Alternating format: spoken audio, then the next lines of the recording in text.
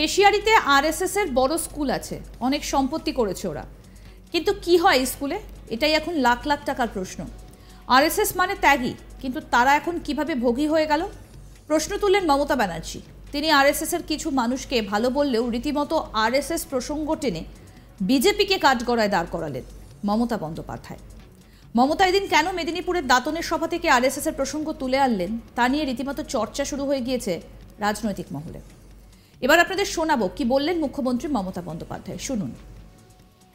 আমি শুনেছি কেশিয়ারিতে একটা আরএসএস এর বড় স্কুল আছে, অনেক প্রপার্টি করেছে ওরা। আগে আমি ভাবতাম আরএসএস মানে ত্যাগী, ওদের মধ্যে কিছু ভালো লোক ছিল। আজকে ভোগ করতে করতে এমন ভোগী হয়ে গেছে, ত্যাগটা ছেড়ে দিয়েছে, আজকে ভোগকে আশ্রয় করেছে, যার জন্য বিজেপি এত নোংরামি করছে, এত ডার্টি গেম খেলছে, এত অসভ্যতামি করছে, এত বর্বরতা করছে। আমার সাথে মানস ভূঁইয়া, দীর্ঘদিনের আমার সংগ্রামী সাথী এখানে আছেন, সুজয় হাজরা সভাপতি জেলার, দীনেন রায় আমার দীর্ঘদিনের সহকর্মী, বিক্রম প্রধান আজ নয়, আমি 2006-07 সাল থেকেই তার ওখানে মিটিংয়ে আসতাম। সিপিএমের সময় 72 ঘন্টা টাইম ছিল প্রচারের, মনে রাখবেন। এমনভাবে পরীক্ষা রুটিন সাজাতো যে 72 ঘন্টার মধ্যে সারা বেঙ্গলে আপনার ক্যাম্পেইন শেষ করতে হবে। ওই 72 ঘন্টার মধ্যে আমি দাঁতনে এসেছিলাম মিটিং করতে বিক্রম প্রধানের ওখানে। আমি জানি একদিকে দাঁতন, একদিকে নারায়ণগড়, একদিকে বেলদা, অন্যদিকে ডেবরা পিংলা। মেদিনীপুরকে আমি খুব ভালো চিনি। কেশিয়ারিতে আমার খুব পরিচিত একটি ছেলে ছিল জগদীশ, যতদিন বেঁচে ছিল আমার মনে আছে। আমি মেদিনীপুরে আসলেই আমি তো তাকে স্মরণ করবই। সে একটা ছোট্ট টিফিন কৌটোয় করে তার মা কাজু বাদাম ভেজে দিত, আর সেইটা আমাকে দেওয়ার জন্য সে রাস্তায় দাঁড়িয়ে থাকতো, আর আমি আসলে সেটা দিত। আজকে সে নেই আমাদের মধ্যে, হারিয়ে গেছে। এর পাশাপাশি বিজেপিকেও রীতিমতো নিশানা করেছেন মমতা ব্যানার্জি। একেবারে চাঁচা ছোলা ভাষায় আক্রমণ সারান মমতা। বিজেপিকে মিথ্যাবাদী বলে হিসেব দেন মমতা। কি বললেন শুনব। বিজেপি মিথ্যে কথা বলে বেড়াচ্ছে, বলছে ওরা নাকি বিনা পয়সায় রেশন দেয়। এবার আপনাদের কাছে আমি একটা হিসেব বলি। কোভিডের সময় 6 মাস দিয়েছিল, তারপর বিনা পয়সায় রেশন দিতে আমাদের সরকারিভাবে এই গত 2 বছরে খরচা হয়েছে 21-এর পরে 18,000 কোটি টাকা। আর যে 12,000 কোটি টাকা সেন্ট্রাল শেয়ারের দেওয়া কথা ছিল সেটা দেয়নি। অর্থাৎ টোটাল রেশনটাই আমাদের টাকায় আমরা দিচ্ছি, বিনা পয়সায় দিচ্ছি এবং দিয়ে যাব।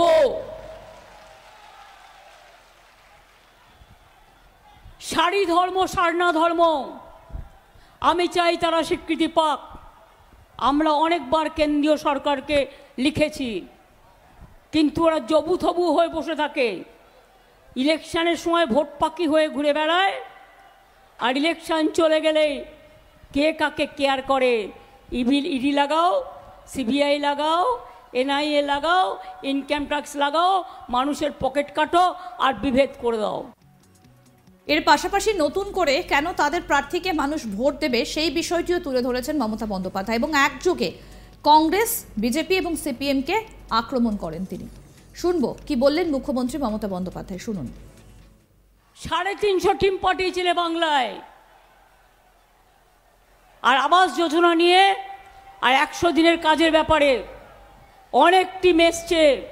এজি রিপোর্ট সহ আমি চ্যালেঞ্জ করে বলছি, যদি তোমার মনে হয় তৃণমূল দুর্নীতি করেছে, তৃণমূলের সরকার, যাও উত্তরপ্রদেশের রেকর্ড কার্ড বের করো, বিহারের বের করো, মহারাষ্ট্রের বের করো, আর বাংলার বের করো। আমরা দেখিয়ে দেবো কারা চোর, কারা ডাকাত, কারা লুটেরা, কারা মাফিয়া। 100 দিনের কাজের লোকেদের নিয়ে আমাদের সব এমএলএরা, মন্ত্রীরা, অভিষেকরা সবাই মিলে, এমপিরা গেল দিল্লিতে। তাদের একটা খুদে মন্ত্রী, চুনোপুটিও নয়, অ্যাপয়েন্টমেন্ট দিয়েও অ্যাপয়েন্টমেন্ট দিল না, পালিয়ে গেল পেছনের গেট থেকে। তারপরে আমি গিয়ে প্রধানমন্ত্রীকে 3 বার দেখা করলাম, বলল অফিসার টু অফিসার মিটিং হোগা, তাও করে দিলাম পরপর 3 বার, কিচ্ছু হলো না। বিজেপির লোকেদের কেন ভোট দেবেন? ওরা ডাইরেক্ট বলছে, দেখে নিন, বাংলাকে টাকা দেবেন না, কেন্দ্রকে বলছে যেন নিজেদের পকেটের টাকা, আমাদের টাকা নিয়ে যাচ্ছ, আমাদের টাকা দেবে না। মেদিনীপুরের সভা থেকে রীতিমতো যেন মমতা বন্দ্যোপাধ্যায়ের কাছে একটা চ্যালেঞ্জ। মমতা বন্দ্যোপাধ্যায়ের এই বক্তব্য আদৌ নতুন করে তৃণমূলের নেতাদের উজ্জীবিত করবে কিনা সেটাই দেখার। ভোটের বাক্সে কি আদৌ প্রভাব পড়বে? নজর এখন 4 জুনের দিকে। কি বললেন এদিন মমতা বন্দ্যোপাধ্যায়, আসুন আরেকবার শোনাই। আমি শুনেছি কেশিয়ারিতে একটা RSS এর বড় স্কুল আছে, অনেক প্রপার্টি করেছে ওরা। আগামী ভাবতাম RSS মানে ত্যাগী, ওদের মধ্যে কিছু ভালো লোক ছিল।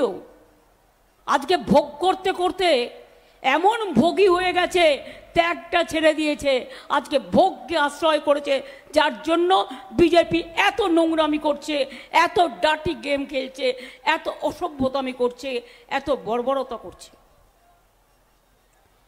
আমার সাথে মানস ভূঁইয়া, দীর্ঘদিনের আমার সংগ্রামী সাথী, এখানে আছেন। সুজয় হাজরা সভাপতি জেলার, দীনেন রায় আমার দীর্ঘদিনের সহকর্মী, বিক্রম প্রধান আজ নয়, আমি 2006-07 সাল থেকেই তার ওখানে মিটিংয়ে আসতাম। সিপিএমের সময় 72 ঘন্টা টাইম ছিল প্রচারের, মনে রাখবেন। এমনভাবে পরীক্ষা রুটিন সাজাতো যে 72 ঘন্টার মধ্যে সারা বেঙ্গলে আপনার ক্যাম্পেইন শেষ করতে হবে। ওই 72 ঘন্টার মধ্যে আমি দাঁতনে এসেছিলাম মিটিং করতে বিক্রম প্রধানের ওখানে। আমি জানি একদিকে দাঁতন, একদিকে নারায়ণগড়, একদিকে বেলদা, অন্যদিকে ডেবরা পিংলা। মেদিনীপুরকে আমি খুব ভালো চিনি। কেশিয়ারিতে আমার খুব পরিচিত একটি ছেলে ছিল, জগদীশ।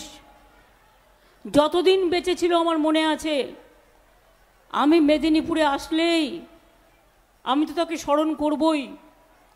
সে একটা ছোট্ট টিফিন কৌটোয় করে তার মা কাজু বাদাম ভেজে দিত, আর সেইটা আমাকে দেওয়ার জন্য সে রাস্তায় দাঁড়িয়ে থাকতো, আর আমি আসলে সেটা দিত। আজকে সে নেই আমাদের মধ্যে, হারিয়ে গেছে।